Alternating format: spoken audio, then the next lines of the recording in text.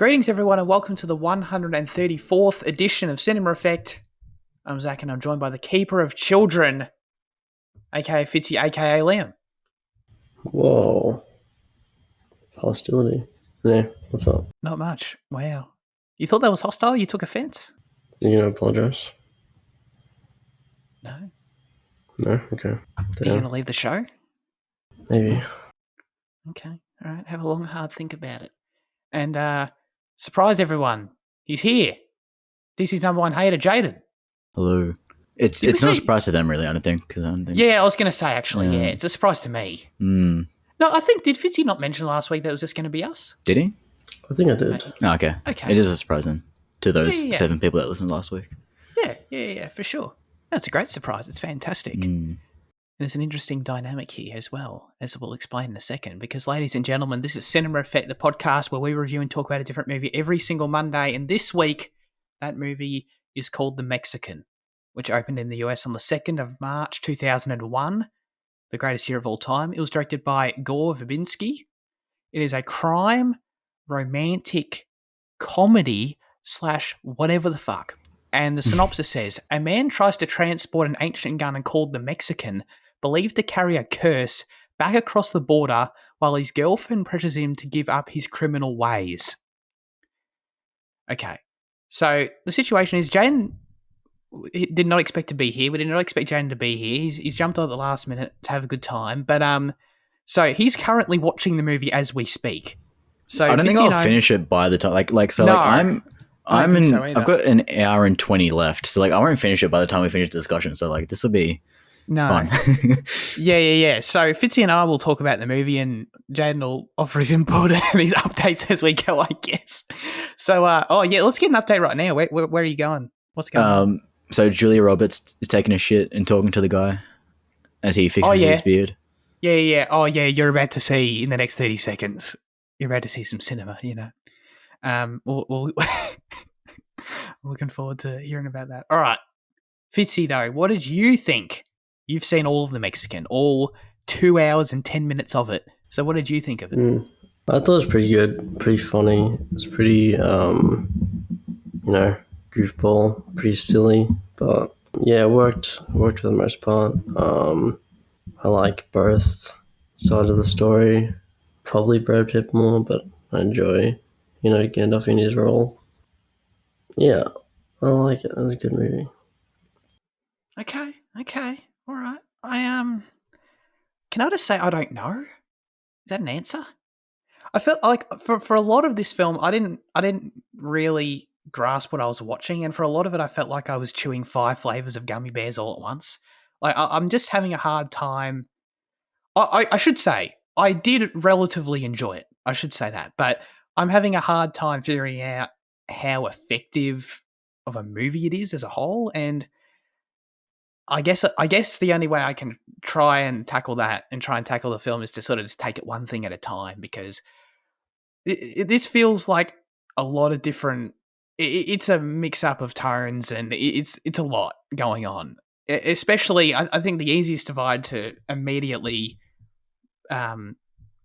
notice and point out is the fact that you've got the two sort of main plots going on simultaneously that both feel like completely different movies. I feel like I'm watching 2 movies smashed into one in this movie. It's really weird. So on one hand, you've got Brad Pitt in Mexico dealing with his gun situation, the mission, in what is one of the most bizarre comedies put to screen.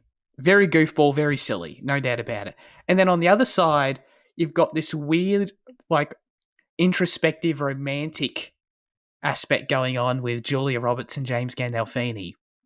And basically all of their scenes are therapy sessions, and they're well acted. There's quite some poignant stuff in them, but just cutting back and forth between these is just a trip. I don't know what this movie is. I don't know what identity it's trying to take. And the ending did help a little bit, but because it did sort of converge, but even still, it's a lot. It's a lot. Jaden's raising his hand. What's going on? Is it bad that I didn't recognize that was James Gandolfini until you just mentioned it now? because you both mentioned him, and I was like, oh, I can't wait to see his part. And then it cut back to him, and I was like, oh shit, that is him. You did say Yeah. he was with the gangster earlier, and you didn't like say the names. Yeah, I was like, matter. oh, just this random guy. I was like, Yeah. No. The beard really threw me off, you know. Yeah, he does look different. I saw in the trivia that he lost weight for the role, which I don't really know why the role requires him to lose weight, but he did apparently. So maybe I don't know. Maybe you were noticing that as well subconsciously. I don't know. But Fitzy, where do you want to start? Do you want to start with the James Gandolfini, Julia Roberts side, or the Brad Pitt side? I don't know. Brad Pitt side's a good place to start. Okay, all right. Because I sort of want to like review Brad Pitt's sequences as a movie and give it a score, and then move on, like we're doing a double feature or something. That's sort of how I feel about it. But okay. But okay, sure. Brad Pitt, I've got to say, it was very entertaining stuff. Like Brad Pitt playing a complete hapless dumbass was something I did not expect to ever see from him. Certainly did not expect in this film. I had no idea what this character was going to be, but there are a lot of really good one-liners, a lot of really funny, charismatic moments with him. So yeah, I don't know, this was like, we've seen Brad do comedy stuff, but this was just straight goofball stuff, you know, as you said. So I don't know, I assume this stuff worked quite well for you? Yeah, I love like clumsy Brad Pitt performances. Exactly. He's done a few. Okay. But this is like really, this is really funny. There's just like a lot of funny moments with him, and just the antics are great. Yeah. It sort of feels like, so I don't know how you feel about this. I did not, until the third act actually, I did not give a single shit, dude, about the plot with the gun, the origins of the gun. I didn't even understand like the trajectory of. By the way, Brad's character's name is Jerry, which should tell you all you need to know. But so Jerry, I didn't even understand like the plot and the trajectory of his journey in Mexico. Like, I swear to God, it happens multiple times where he just ends up back in the same spot he started in, and I just don't understand. I didn't understand the geography of like where he was driving and like where people were. It was really confusing to me. So like, I was not invested in it at all. But it was I thought it was a really entertaining sort of combination of just weird skits. Is sort of how I viewed it, and as that, I got to say it was pretty entertaining. The dog was a S tier character in this film, an S tier presence, no doubt. And then you've just got him delivering these really, really funny one-liners, dude. Like I have a few. My favorite is actually when Brad Pitt calls the donkey an ass and apologizes to it. That is probably my favorite, to be honest. There's also when he's holding the gun. He's like, you know, what does he say? Oh, I'll shoot you because it's the American way, and then he drops the gun. You know, so there's good stuff like that. Have you seen that yet, Jane? By the way, I've seen those two bits. Fantastic. Yeah, so I quite enjoyed stuff like that, and there's some more later on. I don't know if you had any favorites. You already pointed out when he keeps pointing the gun at the dog, which he continues to do, by the way, Jaden. I don't know if you've seen it more than once. Yeah, because when he's about to shoot that guy, he also uses the gun to like instruct the dog to. Yeah. Yeah, that was good. No, I don't have a favorite, but pretty much everything he does is funny. Like nothing misses in this film. It's not like everything with Brad Pitt is actually funny to me. So I think it's like really great in that aspect. True. Yeah. No, you're right. That's actually a good point. I'm struggling to reconcile all the elements of the film, but there's no individual scene that falls flat. That's true. For Brad Pitt, at least. Oh, okay, sure, yeah. So sticking with that side, another main presence in the film with Brad is, of course, our boy J.K. Simmons up in here, which was fantastic. I did not expect to see him at all. I thought his performance was great. He was like, and I appreciate it for how different. Like, I love J.K. Simmons, dude. He's fantastic, but like, he was really soft spoken in this, and he had this whole aura of like someone who I guess was sort of slightly more on top of things than Brad Pitt, because Brad Pitt's completely useless in this movie. But like he also was a bit stupid as well. So like, it was like he took himself more seriously than he actually like. He did not belong in these situations either, you know. So I thought he was highly entertaining and a big surprise. Yeah. Well, the J.K. Simmons thing feels like a bit every time he comes because he's always like, "I'm your boy Jim" or whatever the hell. Even though he's not always looking out for him. But yeah, they have a funny chemistry as well, funny dynamic. Yeah, absolutely. They sure do. And seeing him with hair, as Andy pointed out in the Discord, was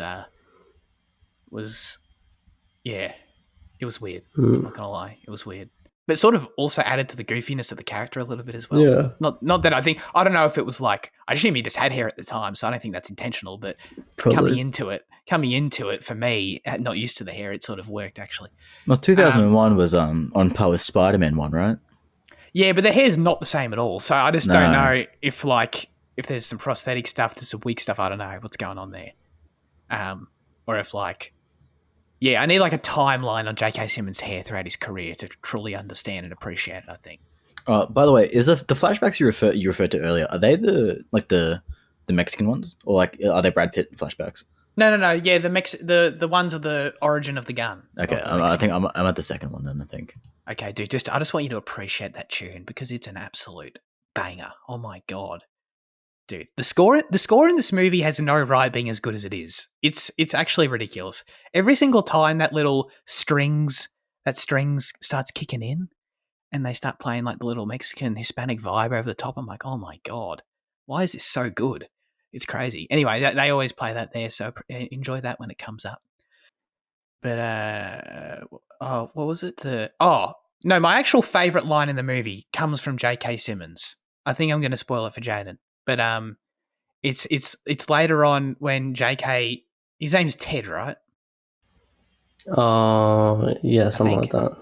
Ted, boy Ted. Yeah. Incredible naming of this character, no doubt. Jerry and Ted, yeah. When Ted comes back to Mexico, and he starts like threatening the dude in the store, and he when he's like pointing the gun and threatening him, and the dude's like, he asked Ted if he has a speech impediment. I started laughing so hard. So yeah. That was great, and that whole scene was great too. Of like how Ted was reacted to Brad Pitt turning on him, and like the whole because it's like you said, Fitzy. Every time he comes into the movie, it's like I'm looking out for you, bro. Like I'm your number one dude. Like that's what he says. I'm Ted, your number one dude. Yeah. It's like he had to keep like pitching himself every time, every scene. Yeah, I'm only looking out for you, dude. Yeah, it's so weird. It's pretty goofy. It's pretty funny. It had like stoner energy actually, but so yeah, that was highly entertaining actually, but yeah, there's not really much else to say about those sequences, I don't think, unless you do, Fitzy. Other than for me, like they were just goofy, funny skits that were entertaining, and I recommend people watching on YouTube. You know, I think that's the movie at its best. Just the combination of a lot of dumb skits. Okay. Yeah. Okay. Yeah. And that's not to say the other side of the movie with Julia and James doesn't have its sort of lighter side funny moments as well, but it's not the same, right? Like, would you agree that like tonally it's not? It does feel like two different pieces. Yeah, I did actually think that it does somewhat feel like two different films put together.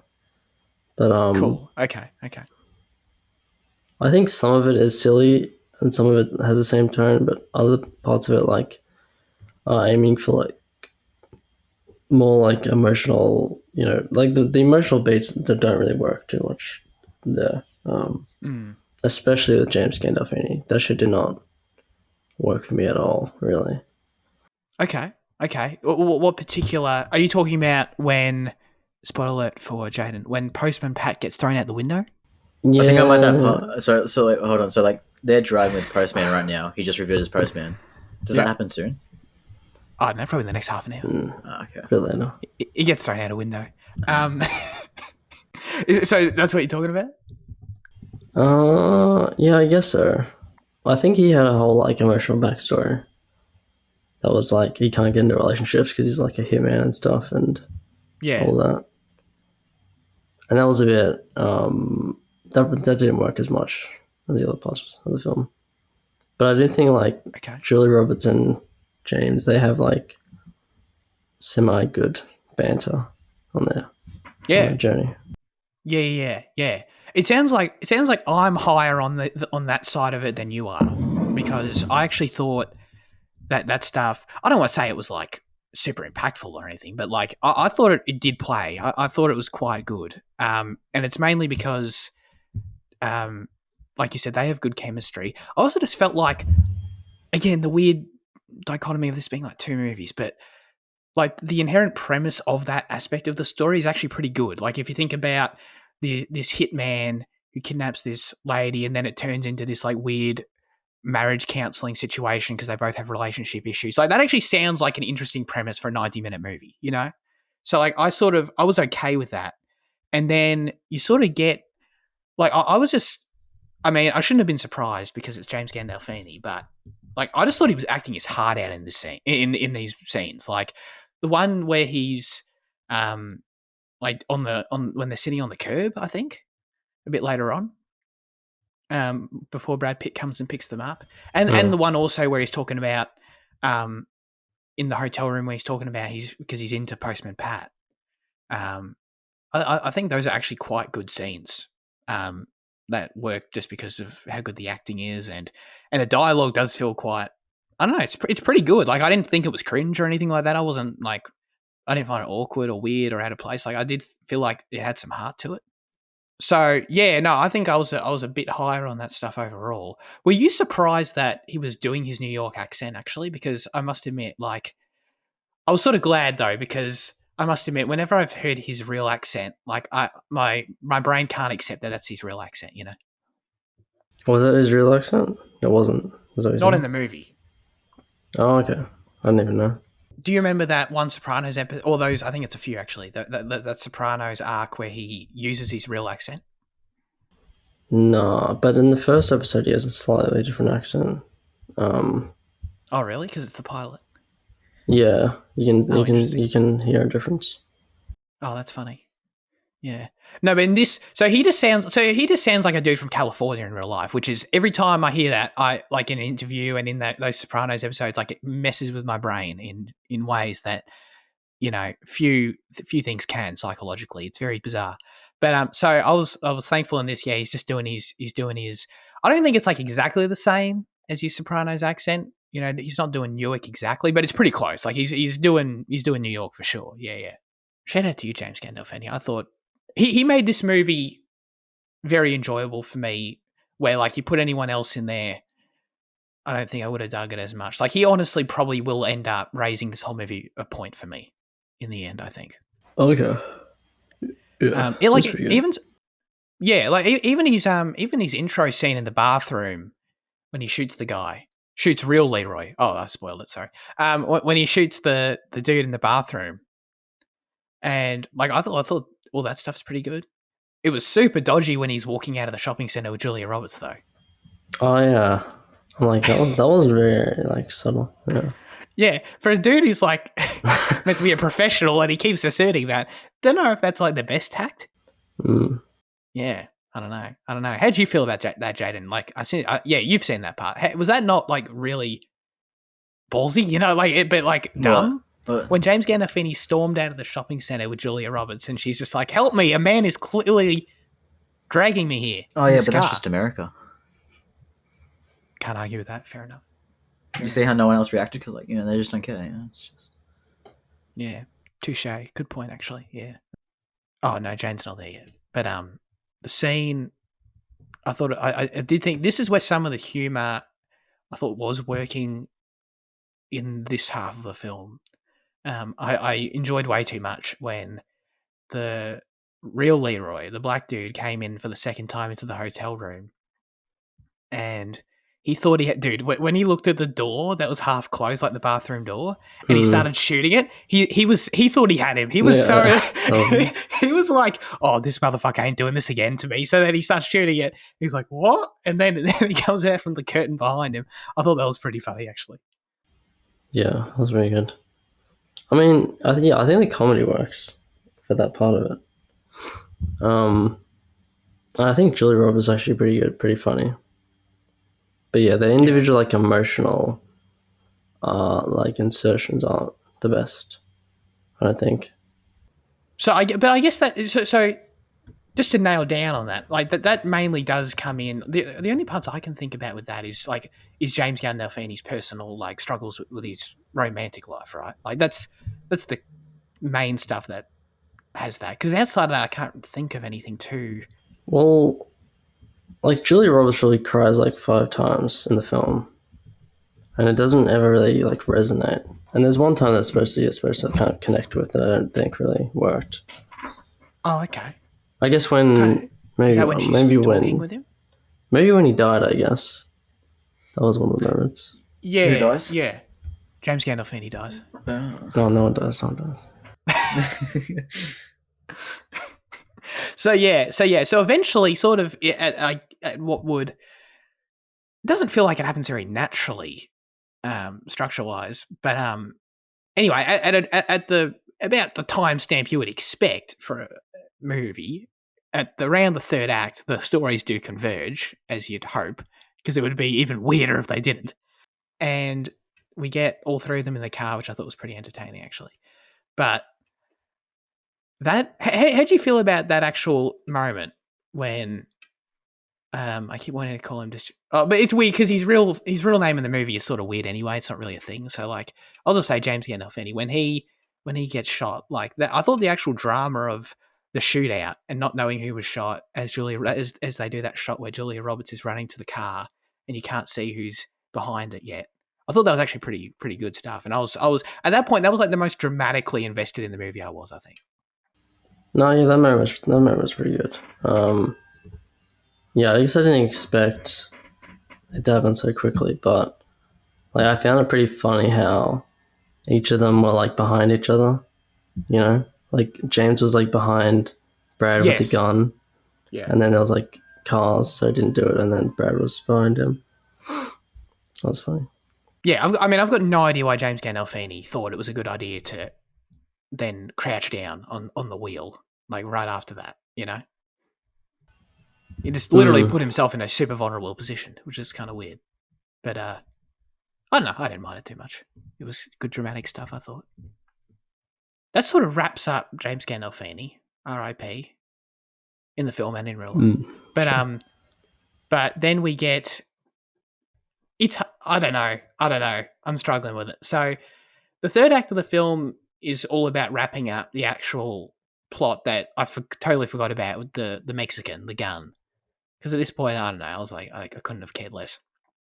But it feels like, again, a different movie. Like you sort of just get thrown into this stuff. It doesn't build naturally from the other two acts because Gene Hackman just turns up. You know, he literally just like gets. Does he get kidnapped by him, or like he gets Gene Hackman's men come to Brad Pitt and bring him in? I like seeing Gene Hackman, but that just felt like it felt like the movie ended when James Gandolfini died, and then Gene Hackman's dudes turned up and like thrust you into another movie again. Like it was kind of odd because it came out of nowhere. So yeah, and then that's what the third act is all about. So, and I guess I don't know. I think it's the same as the rest of it, where I think by itself it's actually pretty good. Like I actually really like the flashback sequences. I think they're really stylish how they. I'm talking about the flashback sequences which show the origin of the gun, which I appreciate that there's some lore and some interesting history behind what is just a MacGuffin, you know. So I appreciate the effort that they put into that. And I like how stylish the flashback sequences that showed that were, how they were filmed. Like it was meant to be like a film projector sort of vibe going on as you're watching them, which I thought was cool.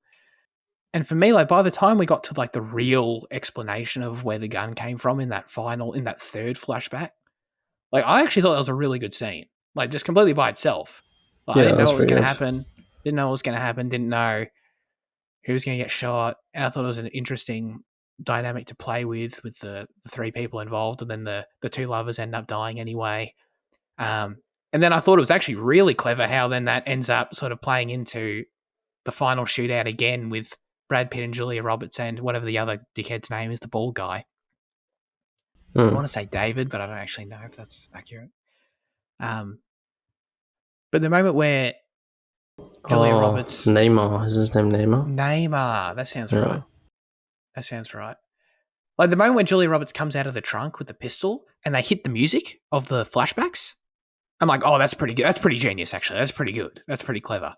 Because then I'm suddenly like, oh my God, they're going to like play on the expectations of the flashback, which they did. But I thought they were going to do like the exact same thing where like Brad Pitt gets shot, Julia Roberts shoots herself, you know? That would have been a bit of a bummer, I think, for audiences in 2001. But maybe I would have preferred it. I don't know.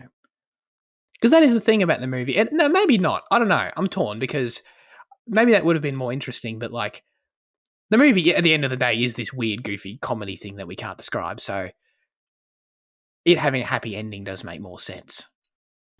Yeah. I didn't feel like it needed a tragic ending or anything. Yeah. I understand that. Yeah, I don't agree or I don't know.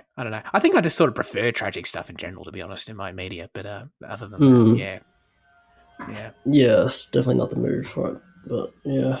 Yeah, exactly. No, I think you're right. But that was a good tense scene. I actually thought it was pretty well done. And then again, like Julia Roberts, I don't know. There's some good comedic moments even. Like before, I'm focusing on that sort of last 10-minute scene, which is good. But like before that, the movie does sort of go into a bit of a lull where like Brad Pitt and Julia Roberts are back arguing again. I'm like, yeah, all right, whatever. But dude, I just got to say, the moment when Julia Roberts is on the phone to Heyman and he's eating snacks and he walks around the corner, he's like, yeah, me too. Because he's he's right there. I was like, that's pretty good. That's pretty funny. Oh, all right, yeah, that's pretty good. I was pretty surprised. I was like, whoa, all right. Sorry, because you guys were talking about it before. Is Leroy not dead, or is this a different guy? So, the black man is Leroy. Yeah. Is this the same guy as before? I don't remember. Yeah. Oh, okay, it is. Okay. Yeah. Oh, yeah. But you're supposed to think that at this point, you're supposed to think that James Gandolfini is Leroy, and then the black guy is some anonymous guy. Oh. Yeah. Oh. Yeah. Oh, this is clever stuff. So where are you right now, Jamie? So Leroy's just walked into the hotel room, and we've cut back to Julia and James. And are they in a diner? Yeah. Gotcha. Yeah. So you're about to. Yeah. Postman Pat's about to be R.I.P. You know. Yeah. So sorry, Postman Pat. One of the funniest bits in the film I thought was the car, the El Camino thing, where like Brad Pitt initially gets the Mexican, he's like, gets the Chrysler. He's like, I want something more authentic, and they give him the El Camino, or someone just gives the keys to one of the Mexican guys. And then like later, J.K. Simmons comes in and does the same thing, which I wasn't expecting at all. But that was good. I feel like the editing and like the shots are really like quick and like kind of like Edgar Wrighty kind of, and they kind of like quickness, from like one thing to another. Yeah. Or maybe he was inspired by this kind of thing, but yeah. Yeah, I can see that. Yeah, the movie certainly never drags. Yeah, shots aren't long. Totally, I totally agree. Because I must admit, like I watched the first. It was weird. I watched the first 15 minutes, and then just didn't like. I stopped it, and then I came back and watched the rest later. But the first 15 minutes didn't get me excited. I was like, great, Brad Pitt and Julia Roberts arguing, awesome, dude. And then, so I was like, yeah, whatever. So then when I came back to the movie and sort of found it to move a lot quicker and get into the rhythm of the comedic stuff and the goofiness, like it started to land. Yeah, the middle is definitely the strongest part. Yeah, for sure. Yeah. So, were you a fan of like the Gene Hackman stuff and like how invested did you end up feeling in the actual? I guess I don't know, like the core plot with not just the MacGuffin of the Mexican, but like Julia and Brad's relationship sort of end. But at the end of the day, that sort of ends up being the quirky love story at the core, I guess. I was pretty into that at the end. I thought that was pretty good. Like how they had their like little quote, never like nothing's enough or whatever. Or when's enough? Right. Yeah. But the shootout, like the I don't know, like the cartel, the mob stuff is pretty. It's okay. It's okay, I guess. It's The just mob subplot. yeah. Every movie needs a mob subplot. There, Yeah. Yeah. The final shoot. Yeah, I didn't realize they used the musical cue from the flashbacks, so that's cool. But it felt a little awkward. Wow, it was just like Julia Roberts was like pointing the gun at the guy, and then it was just him versus everyone else. I guess I don't know. That felt a little weird. But I guess the stakes were like if he was going to shoot Brad Pitt or something, which I guess makes sense. But yeah. Yeah. I mean, so I sort of just imprinted the same stakes onto it as the flashback scene. But I guess you're right. No, it is different because Heyman because in the flashback scene, the antagonist dude, he has all his men there as well.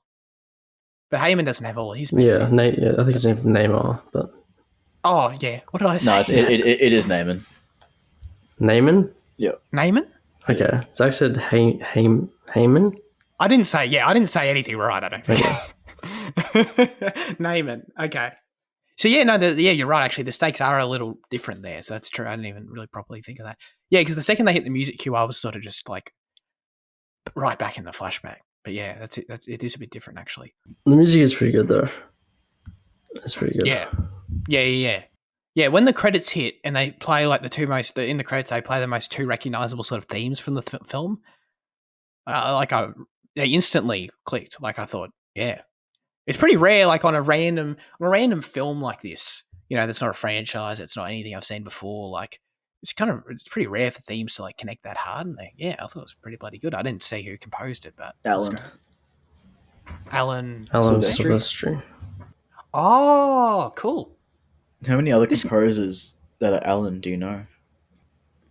None, but I just couldn't pull any Allens. Fair enough. I don't think I would have made the connection either. So the director of this film, it was Gore Verbinski, and he's Pirates guy, right? Like but only the first three. Yeah. How many of his films have you guys seen actually? Because I just looked his filmography, and this is my 9th film of his I've seen, which surprised me a lot. Whoa. Yeah. Really? That's huge. I think obviously the 3 Pirates, and I think I'd said one other, but I don't recall Rango? what it was. Yeah. That's it. That's a weird one. Yeah. Oh, Lone Ranger. Lone Ranger's great. Lone Ranger. Mouse Hunt. I've seen Mouse Hunt. Yeah, right. I think this is like actually his like second last film of his I need to see, other than The Weatherman. Yeah. Have you seen A Cure for Wellness? Yeah. That's a banger, by the way. I love it. Really? Yeah. Okay. I know I think it's a bit unpopular opinion, but that's great. Okay. I must admit, yeah, because I hadn't really heard of it. I saw it last night, and like everything about it looked cool, except that I just saw what the opinion consensus was. I saw the score there. Outside of that, though, like I was like, damn, this premise sounds kind of interesting. There's some good cast, yeah. I think Jason Isaacs was there, which is always a win. I think that was the first film I saw with Mia Goth in it. True, yeah. All right, shit, maybe I should watch that. Got some trivia here. The casting choice of James Gandolfini as Leroy, well, as fake Leroy, was Julia Roberts' idea. I just had to include that to say that Julia Roberts, thank you for, first of all, being pretty good in this movie, I'm not going to lie. And second of all, contributing well in the production aspect as well. Like, I've got to give her some flowers. I think I'm like the first person ever to slightly come around on Julia Roberts through her work on The Mexican. But I got to say, man, good for you, Julia. It was pretty good. James was great in the movie, so I got to say, thank you. I feel like they play off his role in The Sopranos because he mentions like as soon as Julia Roberts mentions therapy, he like talks about how bullshit therapy is, and I'm like, they're 100%. This is 100% a Sopranos bit right now. I did not even make that connection, but yes, that would make perfect sense. Yeah, that's really good because he's literally a therapy denier, which is spot on. That's so funny. And the other trivia is this was originally set to be a David Fincher project. What? That's crazy. That's pretty wild. What would Fincher have done with it? Made it a lot colder, that's for sure. Oh, I wanted to ask you, Fitzy, was there a reason that, spoiler alert again, that the dog goes back to Gene Hackman at the end? Or not Gene Hackman, sorry, but that house. He goes back to like the original owner, the ancestor of the Mexican, you know? So I just thought it was weird. They had that last shot where the dog's standing there like he's home or something. Because they like linger on the dog. Yeah. I don't know. That was weird to me too. Okay. But that dog came from... That dog was earlier in the movie. He came from one of the people, didn't he? He was just a random dog that he Yeah. got a car from. Was Yeah. he? Mm. That's what I thought. Yeah, so Oh, in that yeah. moment, Yeah, I got picked I up thought there. it was like, I thought I'd missed something where like the dog actually came from, like he's back home now, or he had some origin I missed or something. Like, I thought I was kind of confused by it. But, I mean, hey, no, I'm just happy for the dog, man. The dog's was a legend. So, good for him. He's got a home. He's not having Brad Pitt wave a gun in his face all day now. So, that's always a positive. Maybe it was supposed to be like Gene Hackman's like bookend. Because Gene Hackman like had that kind of son figure in like prison. You know, has the dog. Oh, yeah. Yeah. Maybe that's what they were trying to do. Yeah, okay. Scene was good just because the dog was in it, so I'm not complaining. I gotta say, weirdly, like I feel like I've been significantly more positive on this movie, like breaking it down like this than I intended. Like, because overall, I just gotta say, Jane, go ahead. Sorry, I just need to ask because like I'm not sure if I missed it or maybe I'm not paying enough. But like, so who is James Gandolfini? Like, is he also hired by the company or is he just a random dude? Or do I find that out later? You find it out later. Oh, okay. Yeah. You're good. Yeah. But you're not far off. I mean, is that something that you guys discussed and I missed it as well? No.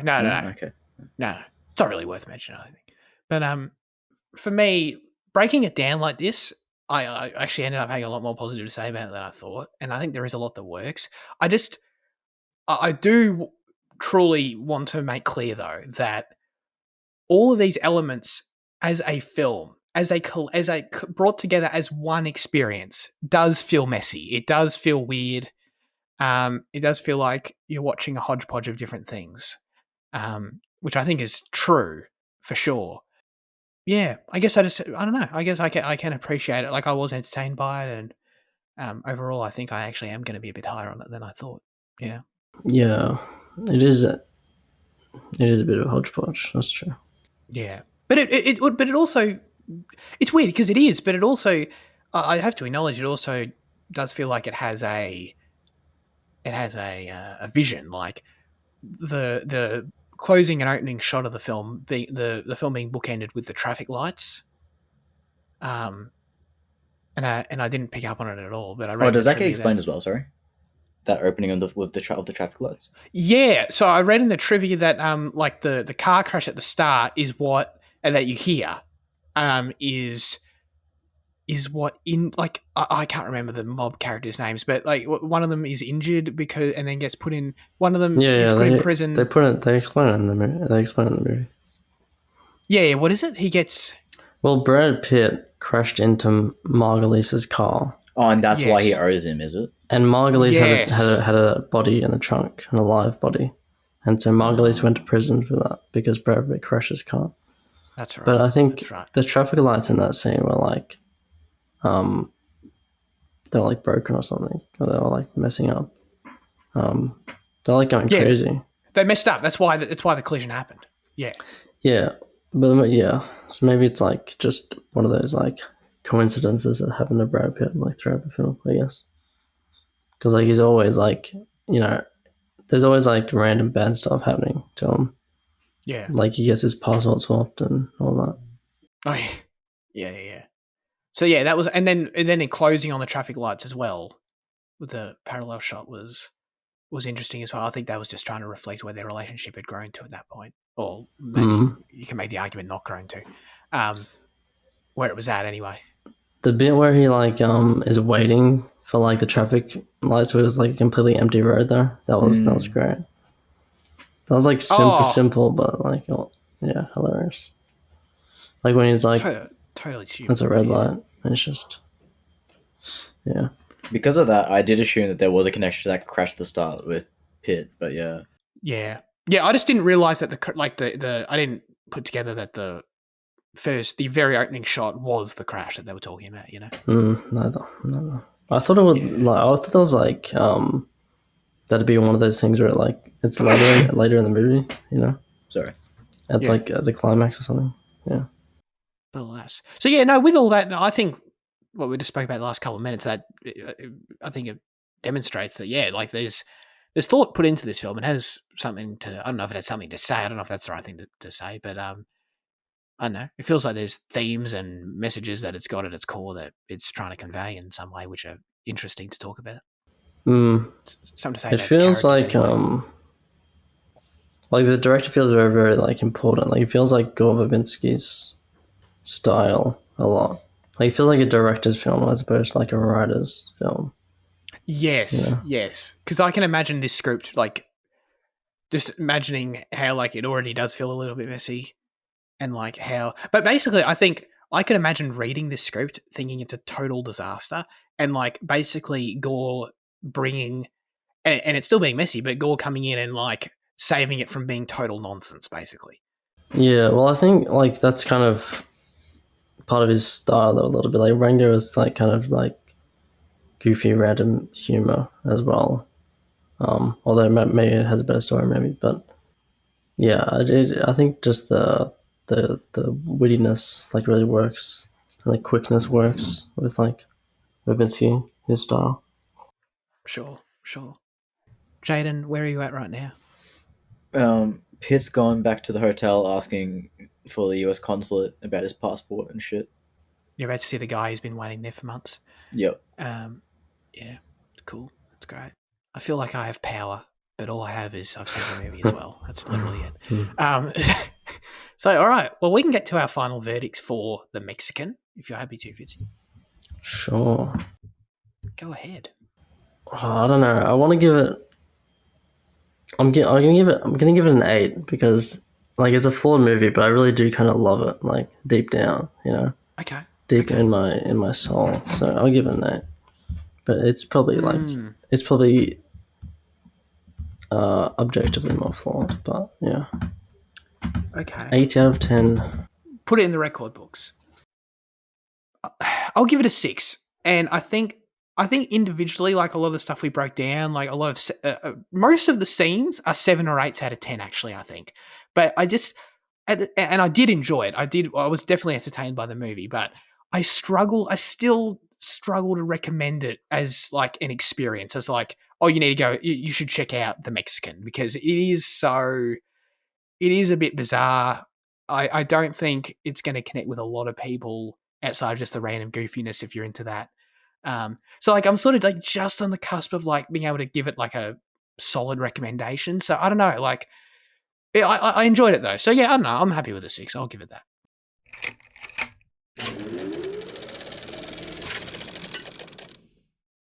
We haven't got any news. I mean, there's crazy stuff going on at Disney right now, but I don't know. We'll wait and see. I'm going to pause the movie now so I can because. Oh yes, you're back. You immerse yourself in the podcast. I'll come back. Yeah, fair enough.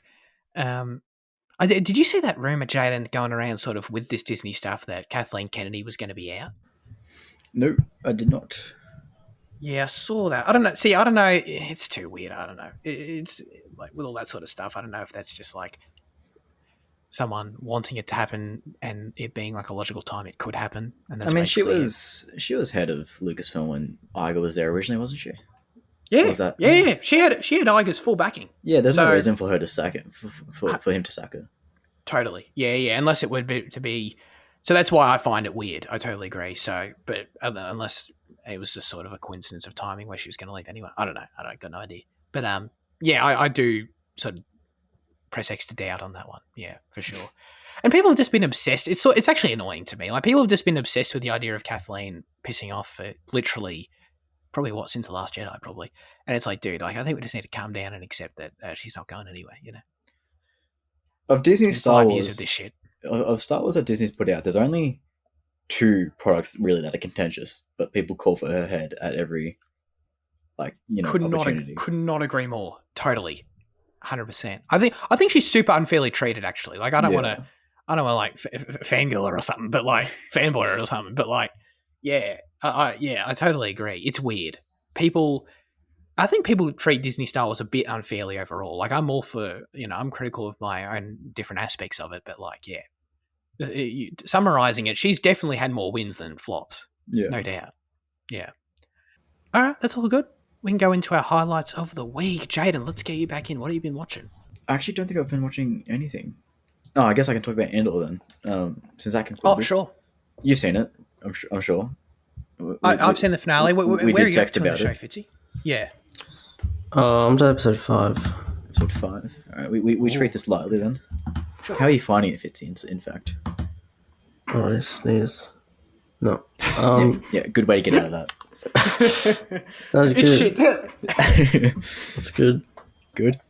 It's good. It's good. I'm enjoying it, yeah. I think episode 6 is like the make or break point, right, Zach? If you mean like for that arc, yes. If that's what I just mean as a viewer. Like if you're not fully on board with episode 6, then yes. Yeah, I know what you mean. Yes, yes, for sure. God, what a season finale, man! What a show! What a show, man! Wow. Okay.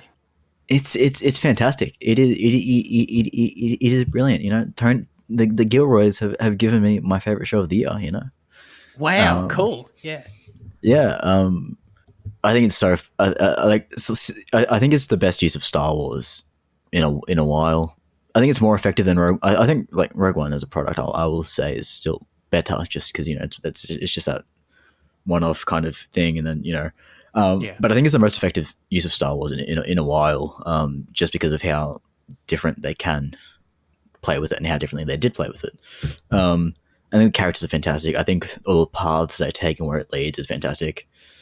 I don't know. I love the bitterness and the irony and just the irony, man. The irony. You know what I'm talking about. It's. I think that season final and that music during the parade, especially. I mean, I say parade, but I'm not going to use the actual word because spoilers. Is brilliant. I think the exploration of Ferrix as a planet and as a culture is awesome. I think that's something that they do really well with the 3 like main planets, Aldani, Ferrix, and Coruscant. I guess are all really well filled out. Coruscant more so than usual. I mean, I guess Clone Wars does quite a bit, but this takes it to a new angle as well. I think a lot of people have been eating their words about what they were saying prior to the show airing about who wants this, who needs this. Me especially, I'll be the first one to admit that. I think I did admit it like 6 weeks ago. Yeah. No, I'm very happy with it, and very scared for season 2 because of how significant of a shift they're taking in kind of style. But still fully on board because I was on a red carpet interview with Diego. He was talking about it and about how they're taking that new story structure for season 2 about Oh, he was talking about that. Okay. Yeah, year by year. Yeah. And he seemed keen about it. He seemed passionate about it. So I'm like, if he feels like it's a good way to tell a story, I think I trust him. I think the only thing that I would have liked from the show a tad bit more, I mean, is if it followed through on that opening inquiry about his sister. Just Yes. If it just pulled on that thread a tad bit more. Obviously, it was going to become a backseat to the remainder of it, but I would have liked to have it actually brought up again. Yeah. But yeah, no, it's fantastic. Yeah, to me. Yeah. Fantastic. Yeah. Did you know and or see there was a post-credit scene? Yes. Only one, Okay. right? Yes. Okay. Yeah. I didn't know at all until last night. And, I always sit through the I went credits back anyway, but just gotcha. let the music play. Just Yeah. sit in silence for a bit. I think. Yeah. I had no idea there was a post-credit scene, so I had to go back and watch it. I mean, yeah, I don't know. Like, I basically like totally agree with you, but I'm not as hot. I'm like a point down, where like it just didn't. Everything you say is spot on. Like I could sing its praises. Technically, I think it's by far like the best, pure quality, pure acting, pure cinematography, production design. Like it's the best Star Wars show by far.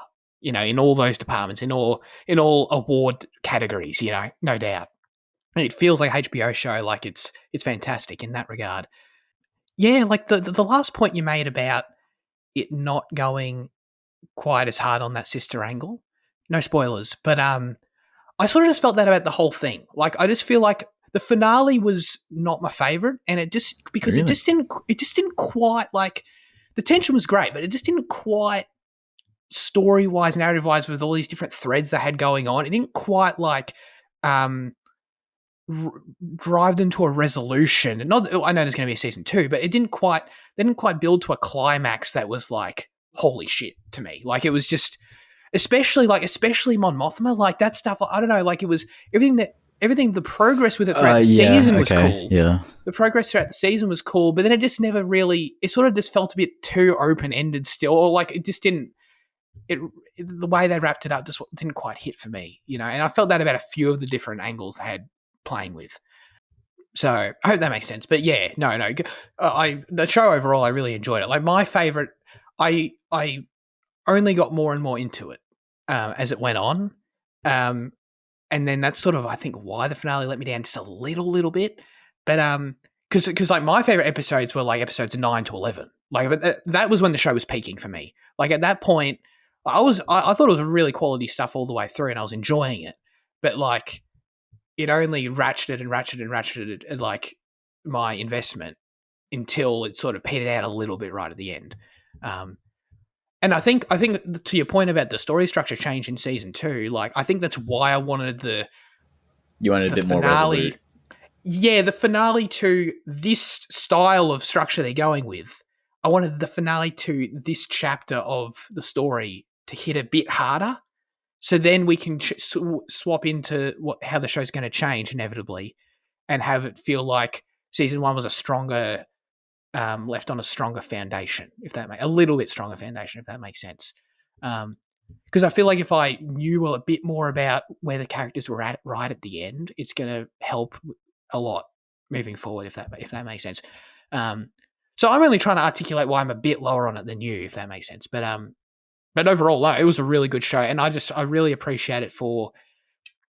It's what triggers me about Star Wars fans and people like, you know, being boring and it's not Star Wars and all these different whatever. Like, I just love it for it's a totally new flavor for Star Wars content, and I love it. Like, give me all the flavors. You know what I mean? I'm all for things like Obi-Wan and these pulpy adventure stories, and I'm all for these more grounded spy thrillers like this. And give me more, dude. Like, throw in all the flavors. I'll take anything. You know, I think it's great. I'm all for variety with Star Wars. I think it needs it.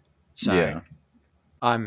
I couldn't be happier with what the show is doing for the IP in general, you know, and for what they're outputting. So yeah, well said. I totally agree. What about Fitzy already said his piece. Fitzy will watch it all. He'll get there. It's fine. It's all good. What have you been watching though, Liam? I watched The Imposter, which was documentary fiction hybrid. Yeah, it's really good. It's a really fascinating story. Basically, it's about like there's a missing kid, and this guy the kid turns up in Spain, hypothetically, and the family go and get him and like bring him back to the home. This is like 3 years later after he was like after he went missing.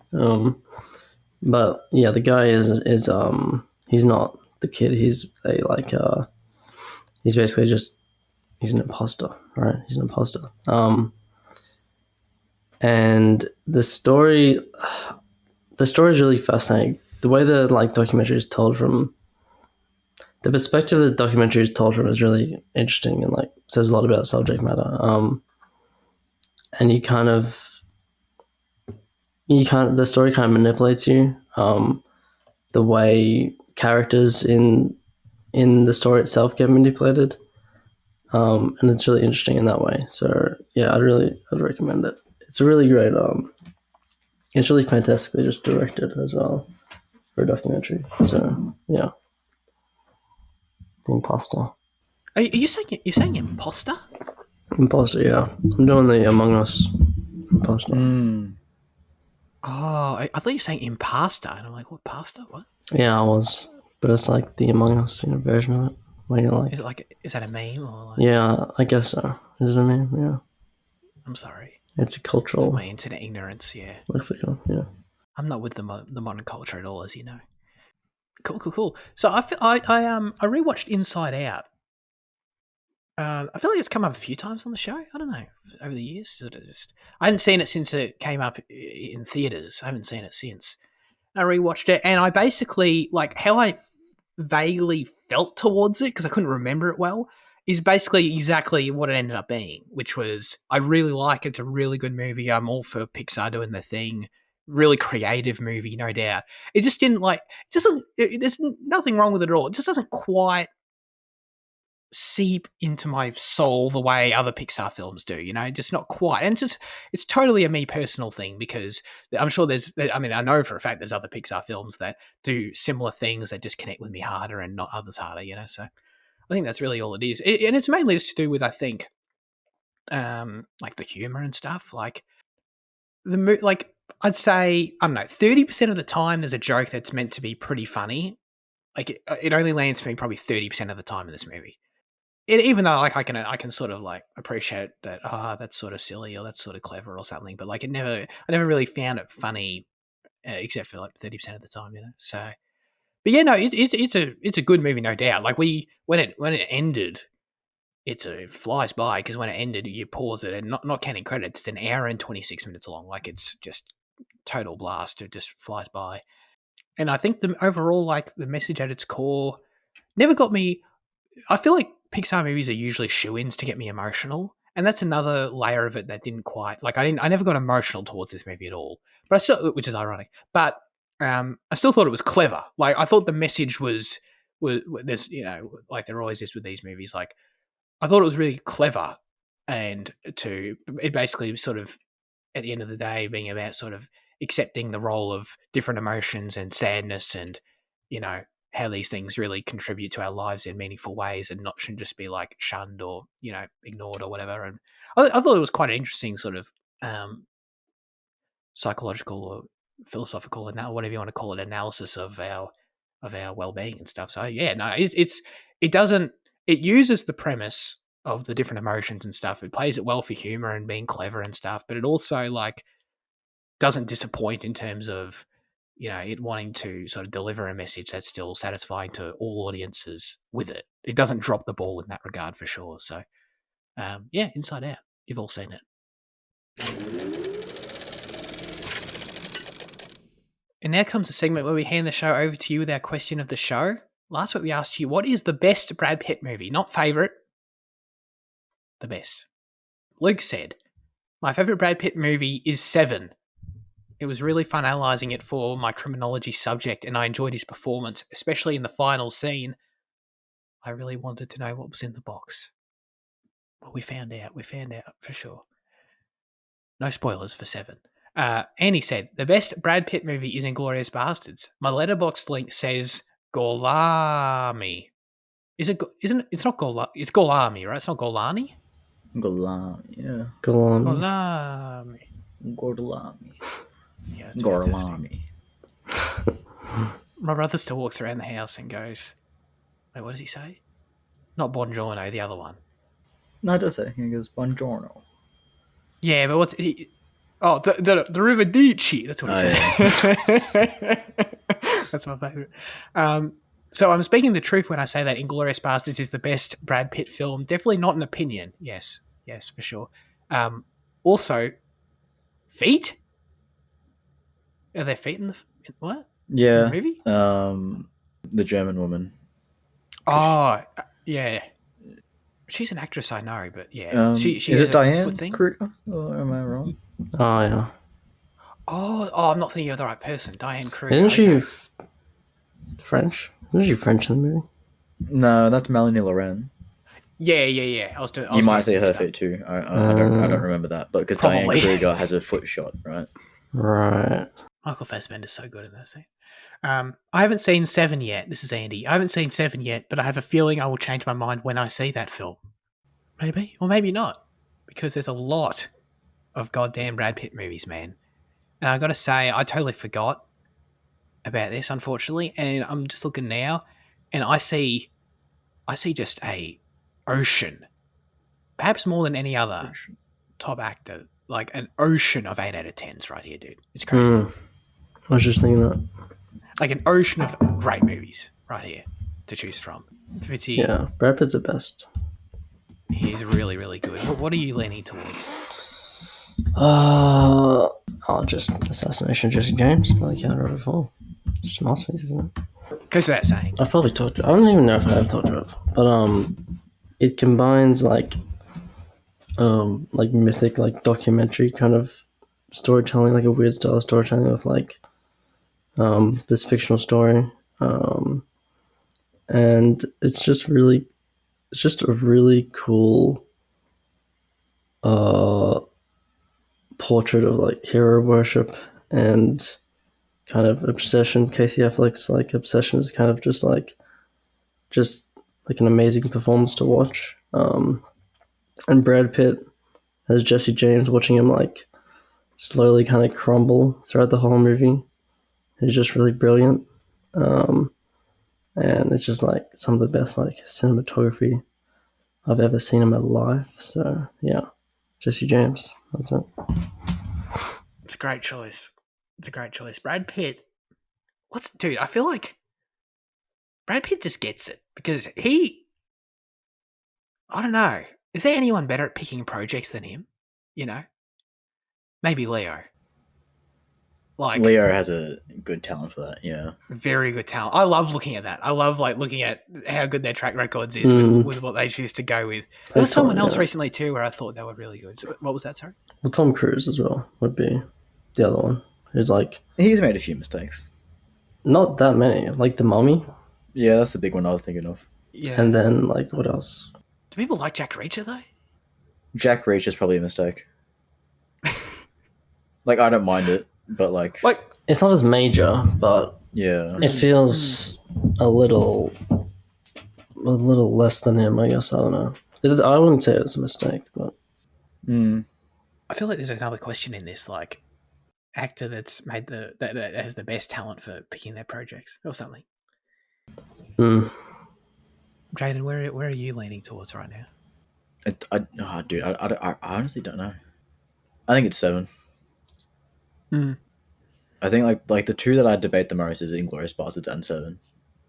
I mean, it's hard to talk about objectivity, but it's like I'm gonna be like, personally, 7 is just the better film for me. But I do just think like the story that 7 tells, and just I feel like the feel and the grit that it conveys, and the performances of everyone, not just Brad. I think the detail put into it. I think that the hiding of the killer is one of the biggest things in cinema history, I think, as well. Which is then spoiled by the Blu-ray cover. Yeah, we do it. Yeah, that's funny. Yeah. I remember that. 7 for sure. I've been wanting to rewatch it a lot recently, and I think I might rewatch it tonight because of this. I don't know, dude. It's just fantastic. No, it really is. 7 Inglourious Basterds for sure. Jesse James for sure. No doubt.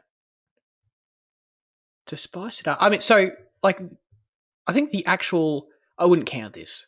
Like, I think the actual highest score I've given is 12 Years a Slave. But, like, he's in it for one scene. Yeah, so I wouldn't even, I'm not going to count that. You're not going to count it? Dude, this contradicts everything you're saying about the Robert De Niro movie debate. You know what? You're totally right. Wow. I'm a hypocrite. I can't believe this. I've been exposed to... So, okay, 12 Years a Slave is the answer to my question. How about that? I'm trying to really, really hard to walk back what I've done.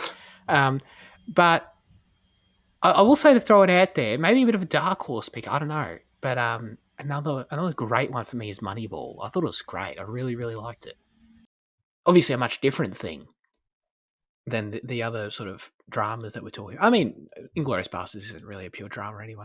But definitely different genre and different premise and everything. But yeah, no, I think Moneyball's great. So I can throw that out there as a bit of a dark horse pick. But in reflecting, actually, it's an interesting comparison you brought up, Fitzy, to Tom Cruise. I think Tom Cruise's track record's good for sure, but I think what makes Brad's more impressive, even actually arguably more impressive than Leo's as well, is the fact that Brad's. I don't know this for a fact, but I'm reasonably confident in saying that Brad's done more movies than Leo, and Brad's also just looking at his filmography, like there's a lot more variety in these performances and in these genres he's playing in. I knew you were going to say that. You're so wrong. Like Tom Cruise has been with Spielberg, fucking Scorsese, Kubrick. It's like he has way more variety. You can't argue. I don't know. I hear you, and I'm also perfectly acknowledge that I'm the guy that always goes on about how varied Tom Cruise performances are, no doubt. But just in terms of genre, in terms of if you look at the filmography, like is Tom Cruise ever in these more? Oh, God damn, this American made to disprove my point. But how often is he in like these more grounded? Sorry, has Tom Cruise done a zombie film? Right, has Tom Cruise done a pure comedy? Has Tom Cruise done? I'm sure he has. I think he has. I don't know. I think he has. I think I'm not saying he hasn't, but I don't know. Like I raise these questions because I just don't. I don't associate him with being. He plays varied characters, but I don't associate him with being as versatile genre-wise. Like I think there's a clear, especially I should say, in the last 15 years of Tom Cruise. You look at his filmography, and there's a very clear genre sandbox he's playing in. You know, you can make the argument either way. You can make the argument either way, for sure. They're like top two still, I feel like, in terms of picking up projects. It's hard to dispute that. Yeah, I can't think of many others. Yeah, Leo's a top one as well, but yeah. I think Brad Pitt is like probably one of the like. I think Brad Pitt's probably the best actor like alive. You know, he's just like. Wow. Like I would if I had to bet on someone, I'd like to just. If I had to choose one person, you know, one filmography. Actually, no, that's not true because Eyes Wide Shut. But, yeah, I mean, guys, Fitzy's casting his next film. He needs a white man. We know who he's picking. We know who he's picking. He can rack up the $20 million. Brad's regular fee. I was meant to ask earlier. What about Tree of Life, Liam? You gave that yeah, 10. I was thinking that. Yeah, what's up with that? I mean, yeah, it's between Inglourious Bastards, Tree of Life, and Assassination, and probably not Ocean's 12. Ocean's 12 is a bit. Oh my god. It's a bit. It's slightly lower level than those films. It surprises me how far down Assassination Jesse James is on his popularity on that Letterboxd. Oh yeah. Yeah. You think I know the outro to the show off by heart? I've done it 60 times or whatever. As always, we'd love you to submit your questions, thoughts, reviews for next week's film in the YouTube comment section. Send us a DM on Instagram or join the Discord server. This week, we're asking you, what is your favourite dance movie? Let us know. Interpret it however you want. There's probably not that many ways to interpret it. It's dance, you know. But yeah. All right. That's it for this week's episode of Cinema Effect. Fitzy, why are we asking this question? What the hell? We're doing the Magic Mics.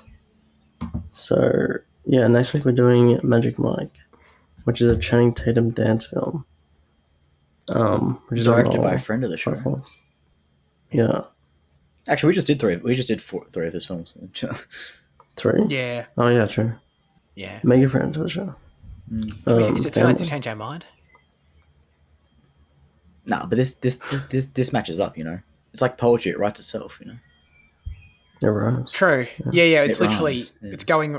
Oh, there was Ocean's 8 to interrupt it, but yeah, it's as close as a seamless franchise to director transition as we'll probably get. Yeah. So yeah, Magic Mike. What's it on? It's on everything, everywhere. Okay. Yeah. Yeah. Soderbergh films are usually everywhere for some reason. I don't know Who do why. you distribute with? I don't know, but like I look on Foxtel, there's like 20 of them, like 15 of them. Netflix has a bunch of them. I vaguely might think it's Universal, but don't quote me. Actually, no, that No Sudden Move went to HBO Max, right? So I think it might be I don't know. Or maybe he jumps around. Who knows? That's it for this week's episode. Once again, we appreciate you all being here. Appreciate Liam being here. Appreciate Jaden turning up out of nowhere. Very pleasant surprise. We'll see you all next week. Have a great rest of your day, week, and goodbye.